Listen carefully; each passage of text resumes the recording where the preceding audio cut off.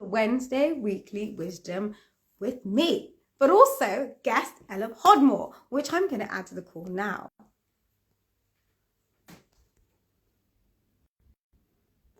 Engineer, and she works McLaren, so all those sexy, sleek cars, and she's going to be telling us all about her career.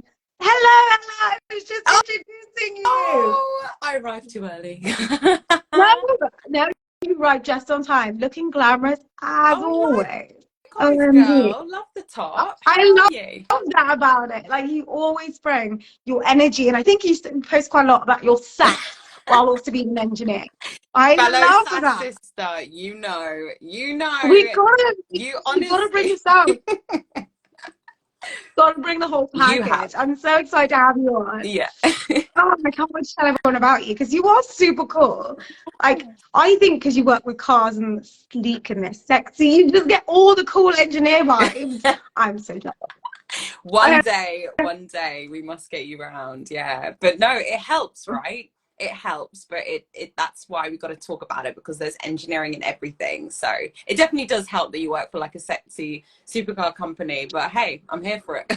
I mean, it makes everyone so interested. I want to learn all about that. That's all your background as a material scientist, how that applies to supercars, because tell us more. Tell us the engineering, tell us the science, and of course, your fantastic journey to just, I mean, you got an MBE. So we're not talking like you're a baby engineer. You're getting recognized for this stuff. I want to talk about that, like reaching such high levels in your career. And obviously, you are very young. How incredible is that? I want to know Oh, everything. you'll So, get Ella, it. You'll get take it. us You'll on get the it. journey from the start till now. And I'm very excited as well, because I think I've heard glimmers of what you want to do next. But share with us what you want to do next and all the things you have in the works. Because I can't wait to hear more. And I'm sure everyone can't wait to hear Thank more. you. Thank you. Thank you. It's so nice to be here, and thanks for the invite, because I know you have some really special guests on this. I was like looking through, I was like, oh my God. I was like, how can I compete with these Dude, guys? But you're yeah. so cool too. You'll see. By the end of it, you'll be like, oh my God, she won't shut up. Lies you tell. Lies you tell. And we don't do any of that imposter thing here. We're like, we're our awesome selves. We accept ourselves. We do not compare That is ourselves. so true. We need to get into that later. That is so true. Ban imposter Yeah. syndrome.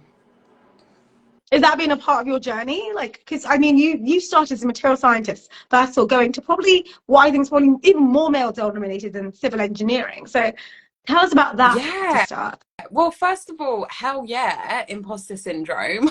Yeah. I think, it's only human that everyone feels a bit of that. And I was, just speaking the other day about you can always feel imposter syndrome no matter where you are on your journey, whether it's a promotion or whether it's stepping into some new areas that you're working in. Like, I think the way that we can sort of tackle it is by understanding ourselves. And I think mine came from being quite young in a new environment, in a new position, which we'll get into, and I had to make some big calls and shots, and I was like, it was a confidence thing. I was literally like, oh my God, how am I going to give myself the confidence? And through understanding what I did and what made me passionate about my subject really gave me that confidence. And I think in the world that you and I are in, the STEM world, right, we are in a beautiful situation where a lot of the stuff that we discuss is facts.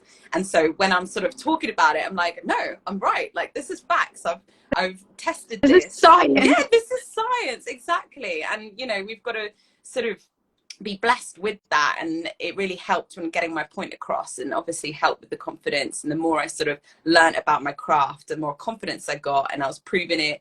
And yeah, it kind of went from there. But you are right in the sense that the automotive industry, motorsport in general, I think is still quite significantly behind that of construction, which is talked about a lot. We have some incredible programs about civil and construction engineering on the TV, and that helps with showing people kind of what's in that industry. But the automotive industry is still quite far behind that.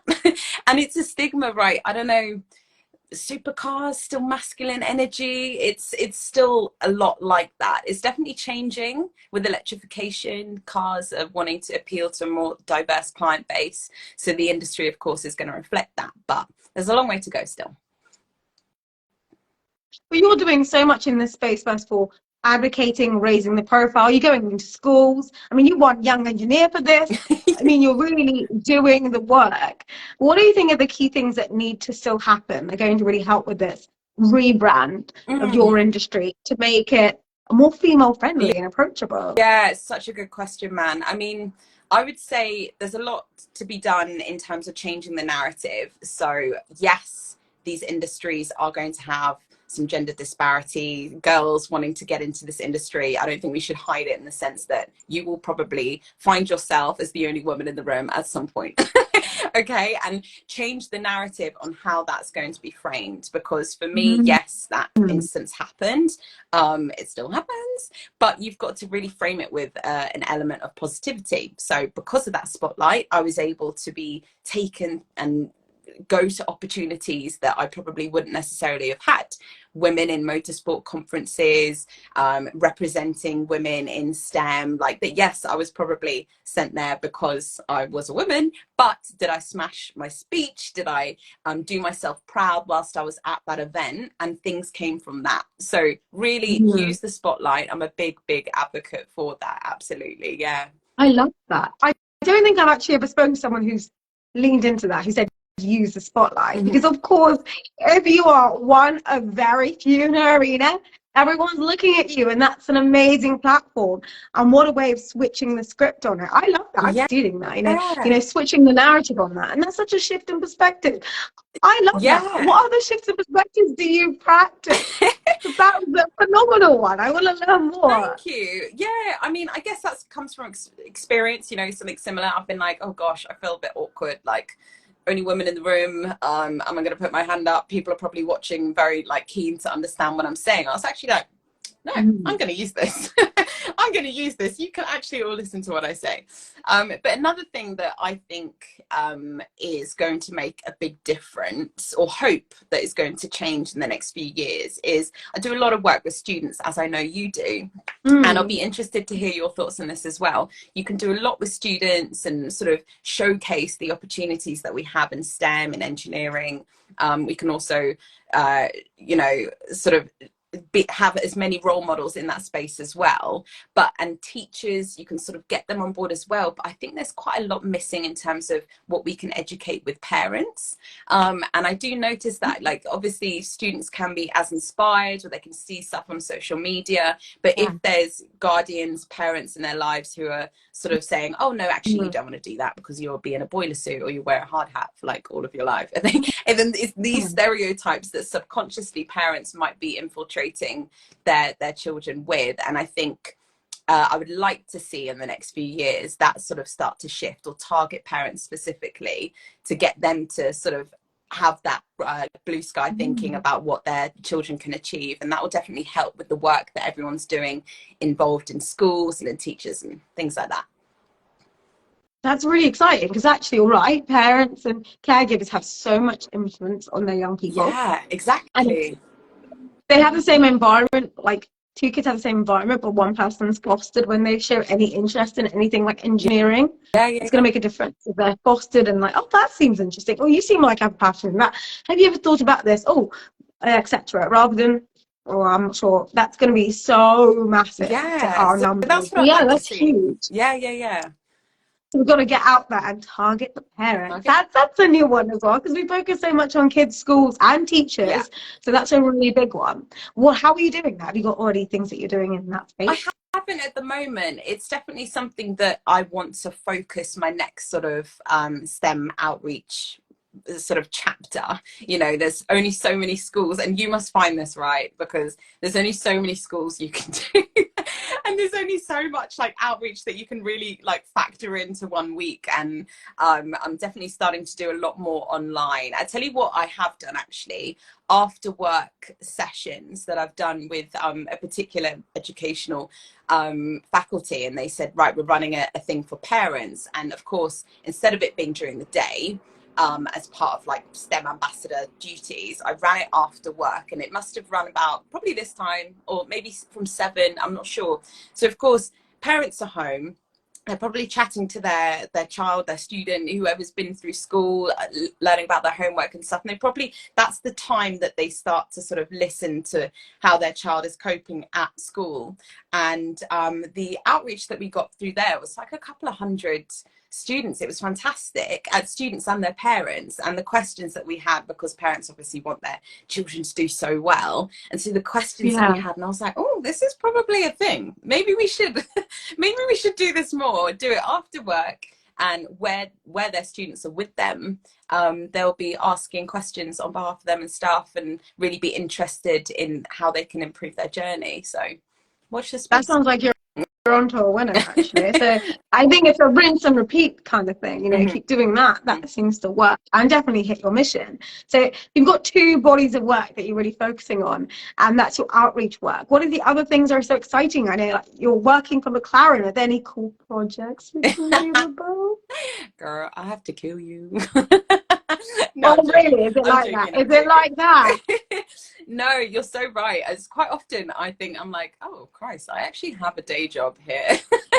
But that's, how do you manage that? That's the other question, because I have to ask everyone like me who works full time and balances everything. Like, I want to know about that as well. It's for you, girl. It's tricky, man, isn't it? Like, oh, it's easier when you love it, and that's the first thing I say to people wanting to get into the STEM space and whatever. You know, do something that you absolutely love, because there's a science, engineering, chemistry, biology, whatever behind all of these hobbies. Everything that you do has a science behind it. So don't feel pressured to take the traditional mechanical engineer or aerospace engineer sort of routes. But yeah, God, time management. So on a day-to-day basis, you've mentioned I am a senior materials engineer, and that basically means, I think the best way to describe that is quite a hybridization between scientist and engineer, which I absolutely adore. I'm trained to think like an engineer, so that problem solving, logical thought process, but then also having that kind of experimental flair or as a scientist. So a lot of my work, about 60% of my time, is spent doing experimental work in the laboratory and actually coming up with things, how we can test things. If things haven't quite gone right on a development track, I'm looking into that. Why has that failed? How can we improve it? So that practical element of my job, I absolutely adore. And yeah, I don't know, man. I still see myself being quite technical. Everyone asks like where that's going in the next few years or so, and I just adore having that hands-on, practical, scientific element behind the tech on these supercars. And yeah, who knows? Special projects, probably not so much. I can't really tell you too much, but there's some really cool things. If you think about it though, everything is made out of something. Everything's made out of a material. So the way that the automotive industry is going, electrification, autonomous technology, everything's going to have to get lighter. Batteries, sensors, they're all getting really heavy to be in a lightweight supercar. So everyone's going to have to start looking really small onto an atomic scale. And that's where I come in. I'm like, oh, I think people are going to be really interested in what I do in the next few years. Well, you say brand new materials, or yeah, what's going to be the solution to these? A really lightweight solution? Quite possibly. So of course, with metallurgy in particular, there are loads of things that you can, we call it dope a material with. So you can add lots of particular elements into a material to give it that lightweightness. Or if we talk about battery protection or crash structures, for instance, we would dope a material to put something in it that allows it to absorb lots of energy, so it crumples, like that crumple zone that you have on the car as passive safety. So yeah, there's a lot of things that you can sort of do with materials, and I think as we move towards electrification and this exciting era of technology, people are going to start to look on an atomic scale, and I'm excited for that. So I'm gonna stay and remain technical for a while, I think. Sounds like the big challenges have got you, you know, they've got you like salivating, so therefore you don't really want to leave it. That sounds so exciting. And the whole idea of material doping, that's going to have you in the lab even more as you like try and test different things. And I love that. That sounds super exciting. Kind of wish we could learn more about exactly what you're doing and which cars and whatever, but we won't get you nosy. We won't get you in trouble. That's so exciting though. But one of the things that really came up with, that you're a material scientist and an engineer. That's a quite unique like, often we think of scientist, engineer, Yeah. scientist. You're both. How did your training kind of set you up for this particular, is it a hybrid role? Can I call it that? Or Do you know, it is actually really bizarre. And I think it really depends on the degree that you end up studying. So I did a 4 years MEng, so masters, in engineering. And I think actually some university degrees actually lean more towards the material science element. And I think obviously only seeing it from one side, but I think the difference is, and you'll obviously resonate with this hugely, like engineers have to problem solve and contribute to industry or work in a particular cooperation. And a lot of my final year modules focused on the accounting side of things, or the economics, on how you can sort of contribute your research or your analysis into a bigger moving cog. Whereas maybe the material science specific courses, if you get an MSc at the end of your degree, then maybe it's more research based and they don't have the economics or the group projects potentially that I had at the end of the course. But yeah, it flitters between the two. I've definitely been called a material scientist. I've definitely been called materials engineer. I'm here for both. I'd like to think I'm tackling both, but yeah, my degree is in materials engineering. so you're an engineer by qualification, Yes. but of course you're a bit of both. I like that. I like that. Did you know that was the exact boiling point, that kind of melting point of technology and area you want to work in? Was that always like the North Star that was driving you? Or Yeah. was this an accidental career choice? Bizarrely, it kind of was what I wanted to do. And you're probably going to be like, this is so weird. You knew this from so young. But I was really lucky that I grew up in an environment where I knew what an engineer did from a young age. And I did a lot of stuff with my dad. He was a top tinkerer, always taking things apart. And I was always sort of fascinated by that. And I was like, how can I do this? How can I problem solve? How can I fix things? And he was like, that's an engineer. That's an engineer. You know, that's what an engineer does. And so at school, I loved chemistry. I loved learning about atomic bonding and microstructure analysis. Yeah. Well, I didn't know that then, but like looking at microscopes, right? And I was like, this is fascinating. So how can I combine the microscopic stuff with that engineering pathway? And doing your own research, I mean, loads of students who are going to watch this and stuff, there's so much out there right now. Like you can get on YouTube, TEDx, LinkedIn, like there's so many things where you can sort of start to explore where your passions or interests are. And I did exactly that. I did a few open days and realized, I had a look at chemical engineering. And then I also looked at materials engineering, and I was like, oh, this is cool. They had a lot of like floating superconductive magnets and stuff. And I was like, yeah, I think I'm going to do this. And then You went for the toys, Ella. You went for the toys. Well, look at me now, girl. Where do I work? And you just got the biggest toys now. Yeah, I'm literally just swap the I'm not quite magnets for sure. a supercar. You literally built your career around chasing the best toys. I quite like that. I like that. And I love that it came quite organic from a love of tinkering with your dad. And clearly your dad, I guess this is also part of what you said earlier, parents actually knowing what engineering is and encouraging it. Your dad was clearly telling you, Ella, that's engineering. Yeah. It's engineering. Go do and it was it. like really reinforcing it positively. Yeah, go do it. The pressure is completely off, but I knew that I enjoyed that, and combining that with what I discovered at school, and just, yeah, it all flowed. And I think it's really odd because quite often you'll find this as well, like all the engineers you meet, quite often they sort of fall into the industry, or they're like, oh yeah, I thought I liked this, and so I ended up doing a PhD in this or whatever. I was like, no, I want to be a materials engineer.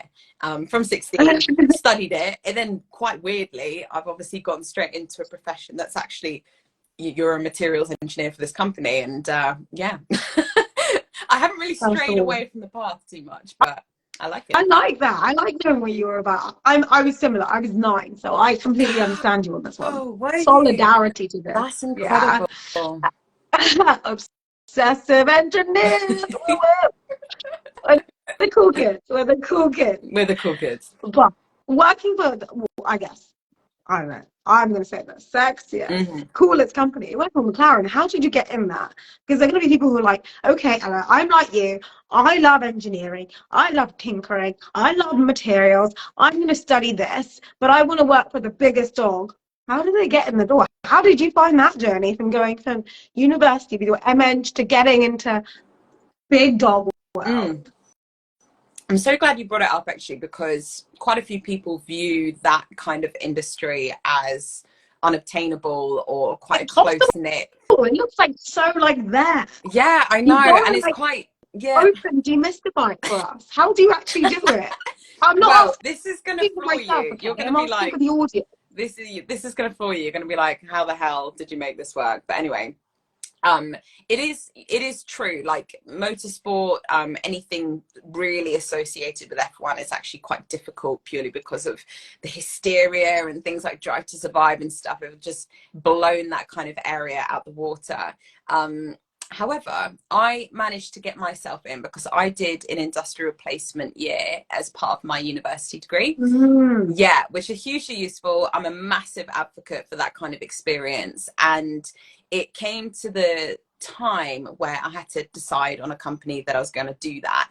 And McLaren obviously had been a company that I'd idolized for ages. I used to watch it on Top Gear. Yeah, and I had a poster of like a McLaren P1 on my bedroom wall, which is just like the absolute dream car. And I had it up there for a motivational factor. I was like, that is glamorous, gorgeous, sexy. I want to own one of those one day. It was nothing more than like, yeah, okay, shopping list when I'm rich. and then when I was like filing off for the applications as part of this industrial placement year, I looked up, and you know what it's like, you fire flipping hundreds. It's like when you first try and get yourself into the industry, get jobs and things like that.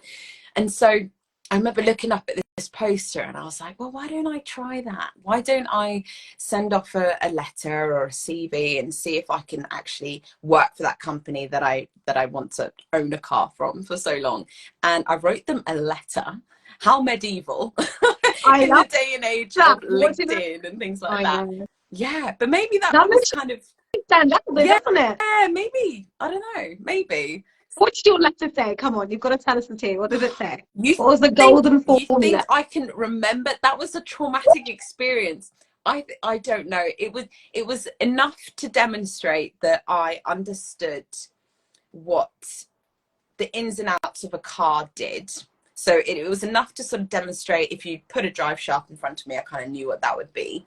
But also it was enough to demonstrate that they didn't have like a material science division. And so when I started talking about how they were the godfathers of carbon fiber and all this aerospace tech that they were putting on in their new fancy cars and what people could see on the roads and what kind of aerospace or Formula One technology they were showcasing, then they were like, okay, this is quite cool. So we don't really have this skill set at the moment. She knows a bit about cars. Let's get her in for an interview. So went down for an interview and managed to sort of blabber enough that they were like, we're going to give you a general engineering internship for 12 months. And during those 12 months, again, flying the flag for industrial placements, experience, apprenticeships, whatever. Once you're in an environment like that, you can start to understand what really made them tick. So what kind of issues were they dealing with? What kind of problems could you as a student look into for them? And I did sort of earmark one. So when it came to the end of my internship and I had to finish my master's thesis, then I took a particular issue away and thought, right, if I'm able to come up with this potential solution for you guys, could you give me job security when I finished my master's? And they said, yeah. And that's how it happened. So they created the position of materials engineer there. Then, I work in the newly formed advanced materials team and I've been there ever since. I love that you basically created your own role by finding the gap yeah. and making it happen. I mean, this whole series is all about wisdom and wisdoms shared by guests. But that is incredible. But you saw a gap. You studied them. You're like, you don't have this. I'll do the thing. You need me. Yeah. And I'm coming back. That's why I love to say it, right? Because that motorsport sort of sort of untouchable hysteria reputation that they have. Like, I want to prove that actually there are so many ways that you can get into this, and tools such as LinkedIn and stuff like that, you know, at our disposal now. There's so many ways that you can sort of start to infiltrate. And as the technologies change, and you know, we start to look towards different talent pools. For instance, the one I can think of at the moment, coders or software engineers that previously, probably 5-10 years ago, would never really have been associated with automotive industry and things like that, and now suddenly being snapped up. So yeah, keep your ear to the ground and definitely go for it. When you're a student and graduate, what's holding you back from writing those letters and sort of connecting with people? Absolutely not. I think that should be one of your wisdoms. That's incredible. Just going for it. I think what I love that, I just have to stress this, you literally identify their gap. You're like, I'm going to go and do my master's on this, and I'm going to come back. Exactly. And you create your own department, and now you're working it. I know, don't. I reflect on it now, and I'm literally like, I can't believe I did that. That gives me anxiety. I love that. What? I mean, you are an award-winning engineer, and you've got an MBA. Can you tell us about that? What? I mean, wild. What was that like? I can't even fully describe how wild that era of my life was. Just that's like winning on. You can say that. I mean, that's like next level winning. I didn't even know. How wild is that? The first I knew about this, I got a letter. Yeah, I got a letter, and it was, I opened it, and it had that flipping Cabinet Office stamp on it, and I was literally like, heart was going. I was like, all the bad things I've done in my life, oh my god, like, what is happening? Have I not paid a speeding fine for like 10 years? You thought you were in trouble. Yeah. And I opened it at work, and then it was like all this confidential stuff, like, you know, can't share this with anyone, but you've been nominated for this honor, do you accept it? And yeah, I took it to the loo. Yeah, because it's a whole process. You can, it's a big sort of thick booklet, and if you accept the honor, then you have to sort of be held not accountable, but then have a reputation to uphold, I guess. And I took it to the loo, and I sat on the loo, and I literally like sobbed. I was like, what on earth is this? And I was like reading it, I was like, is this real? Is this real? And then I had to keep it a secret. Obviously I accepted it. I was like signing straight away. I was like, send it back. Signed, yes, delivered. Delivered. And, that's so funny. 2 months I had to hold that a secret, even from my mum. It was wild. Yes. I feel like mums get exposed. No? No. I was so frightened because they could revoke it. I was so frightened. I was like, okay, we have to withhold. And then I obviously on the day I just exploded. I was just like, I'm exhausted. I can't believe I've held that in for so long. You just hide for 2 months so you didn't accidentally let it slip. Yes. No one look at me. Yeah. Wild. Oh my god, that's incredible. And of course I saw you bossing it in your gorgeous suit on the day. That must have been incredible. Thank you. What was that like? What was that experience like? I mean, take us on that journey. Incredible. How did you feel? Incredible day. When you think about the thousands of people who get that kind of honor every year, I was literally like, felt I was the only person in the world receiving it. It was really special. They did it really well. And the whole event, you know, even when you go, and I met Prince of Wales, and even when you're in that room with the royal who's doing it, it's just you, your guests, and him, and a few guards. Like, there's not queues of people anywhere. I was actually that's pretty interesting. Yeah, it's really, really special. And so yeah, the whole day really nerve-wracking in Buckingham Palace. I was just like, oh my god. And then got the award. My mum and dad and my boyfriend were there, and it was only when I came out the room and I literally looked down and I was like, and then I was just like what? I was like, oh my god. And it's all just hyped up.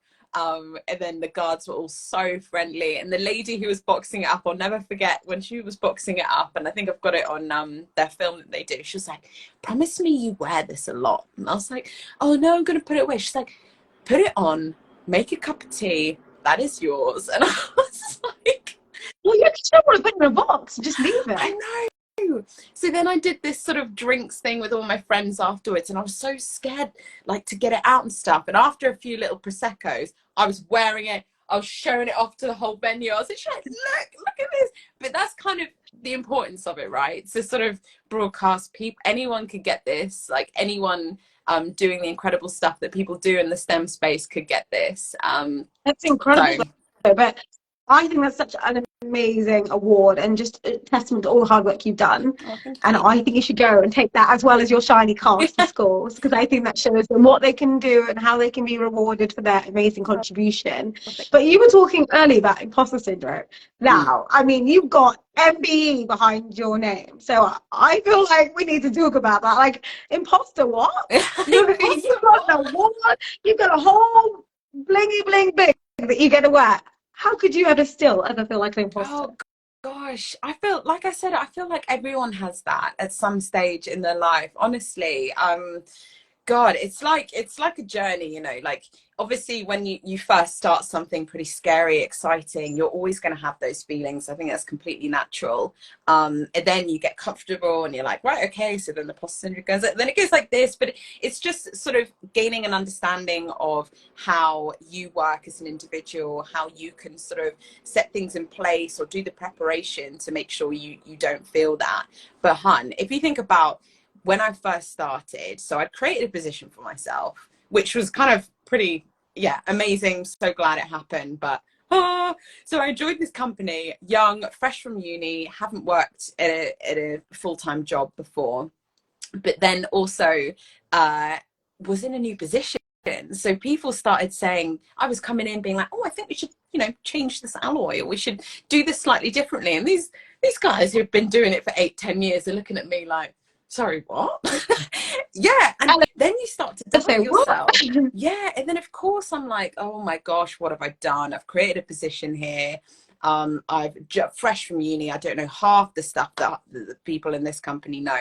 And so a huge amount of imposter syndrome came in. And I got the same feeling after Young Women Engineer in 2020, suddenly thinking, God, I was up against people who are older than me, but then also doing incredible things with their STEM experience. And sort of then I had a little doubt, being like, okay, I make supercars and that's great, and it's a performance environment, and I love to sort of show that anyone could be an engineer, but I'm not sort of out there saving lives. I'm not like making synthetic blood, like doing incredible things. And I was like, oh my gosh. And then it's just learning how you can deal with it, and then you get a little something that then makes it all worthwhile. And I think I discussed it in one of the speeches I did after I won the award, saying like, and you must get so much of this, by the way, but you get a little message from LinkedIn and you get someone, and I had people being like, oh, my son came home from school today and he watched you doing da-da-da-da-da, and you have changed like his life. And I was like, oh my God. And then suddenly I was like, I'm exactly where I want to be. And you must have this as well, man, because your outreach that you do.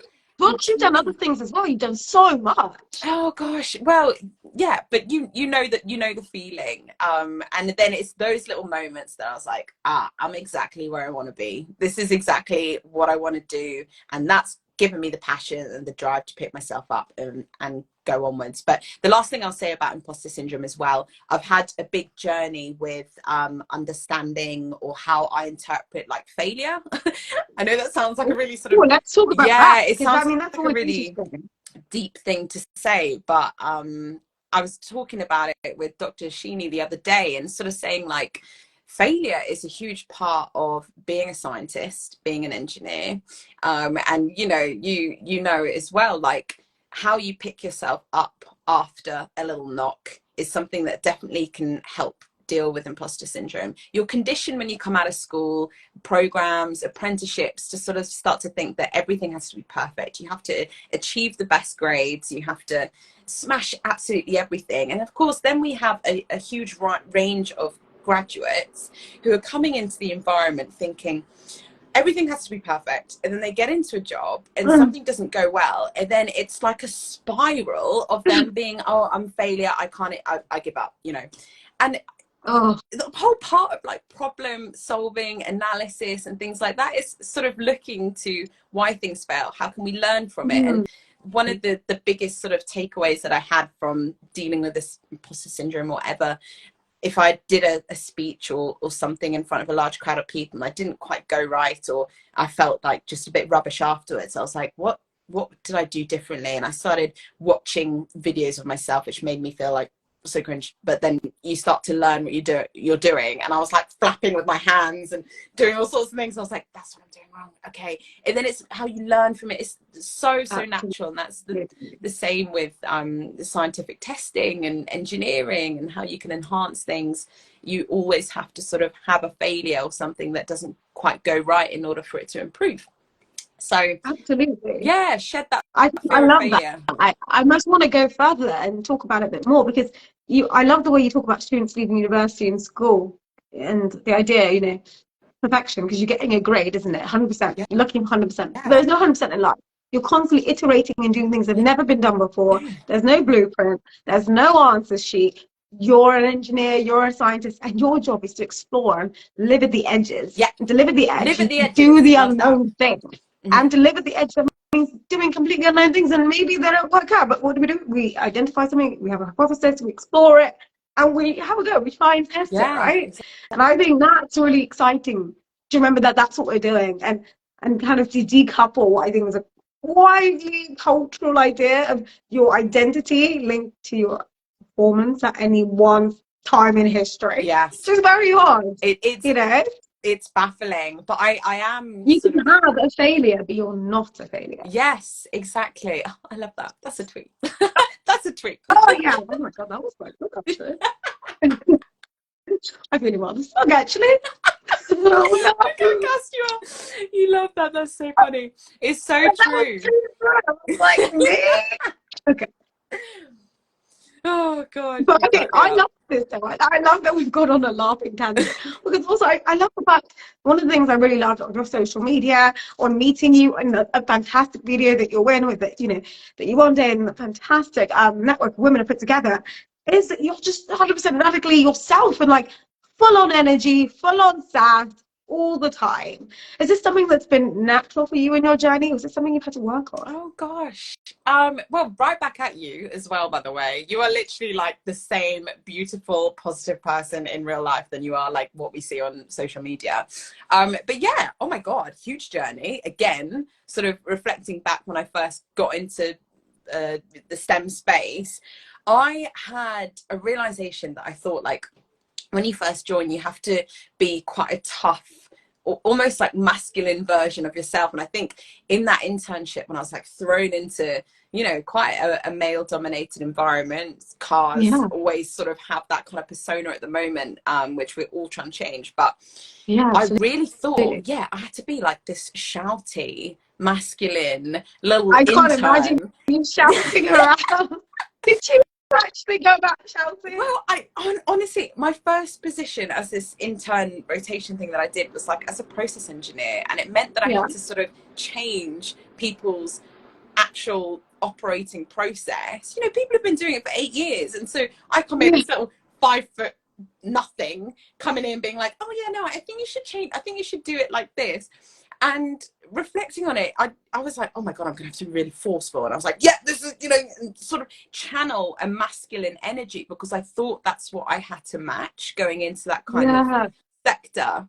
And so only over time, then you start to realize, when you are putting on a front and you are sort of trying to be really tough, and someone who you're not necessarily are, but someone who you perceived the industry wanted and needed, I got exhausted. I was literally like trying to prove myself, what internships are like, and then I was trying to do all the studying at university as well, and I was like, this is really not my authentic self. But then after learning the hard way and going through stuff in my personal life as well, I was like, right, I really need to sort of be myself. And when you start to realize I can actually be just as good, even better engineer by channeling myself and not worrying about having to sort of have like a trouser and shirt combo, or I can actually sort of like, if I wanted to wear a skirt, I could, and if I wanted to sort of come in with painted nails, I could. Like, it was just then it gave me the confidence. I was like, right, I can do this as Ella and not have to match this masculine energy. And of course, years after learning that and started really being myself, then I was like, yeah, I could do this job 10 times better, just sort of channeling Ella as opposed to this male terrier that I was trying to be.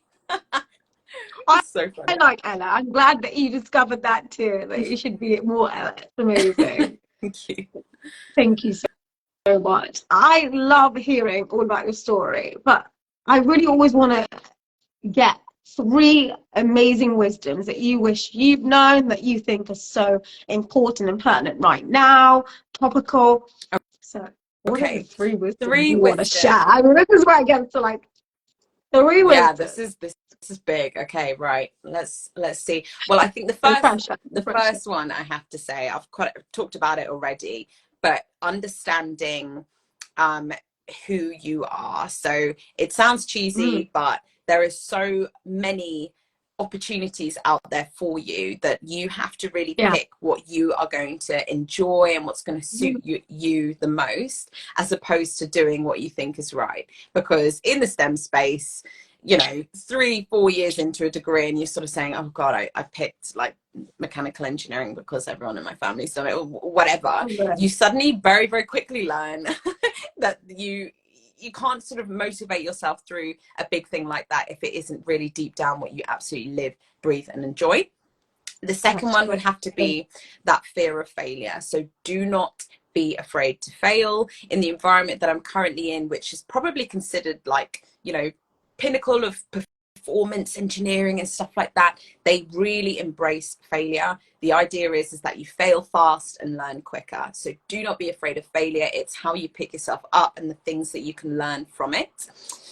And then the third one, I think, would have to be, that go for it attitude. It's so easier said than done, but honestly, if you are young, passionate, wanting to get into the industry, don't let anything hold you back from making those decisions or asking the question at a conference and approaching that one individual on LinkedIn, whatever it may be. Like obviously it's a lot easier said than done, but yeah, just go for it anyway. And actually, sorry, fourth wisdom. I get both wisdom. Absolutely, thank you. I just get in a roll, but then I'm like, oh, I must end on this as well.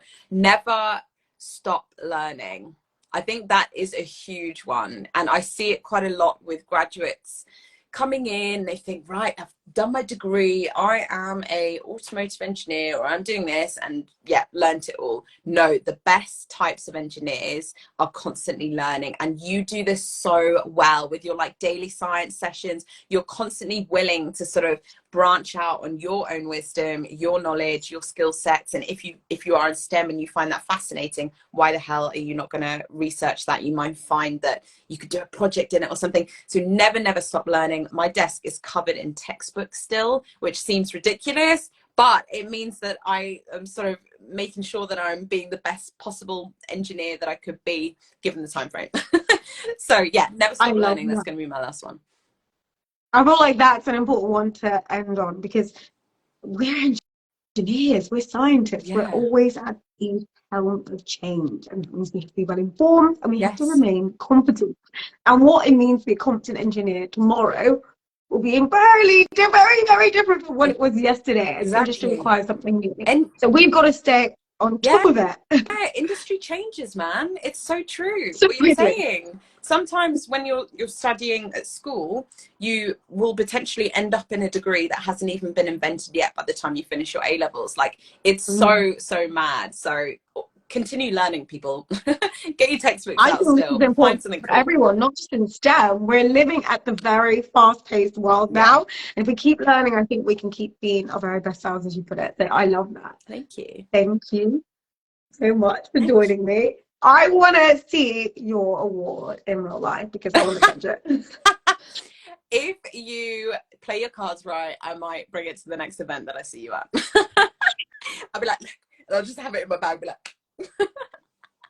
Well, you have to take it out with you. But I mean, that'd be fantastic. You should have worn it today, but I'll let you off. Yeah, sorry, girl. It's been so fantastic to talk to you, and just get so much more of your energy, your fantastic enthusiasm for what you do, and of course, keep being awesome, as you call it. I love it. Keep being awesome. Thank you for joining me on Wednesday Weekly Wisdom. Woo! You've been awesome. I'll see you soon, girl. Thank you so much. Okay, bye Bye for for now. now. Bye everyone for joining. Thank Thank you. you. Bye. Bye everyone.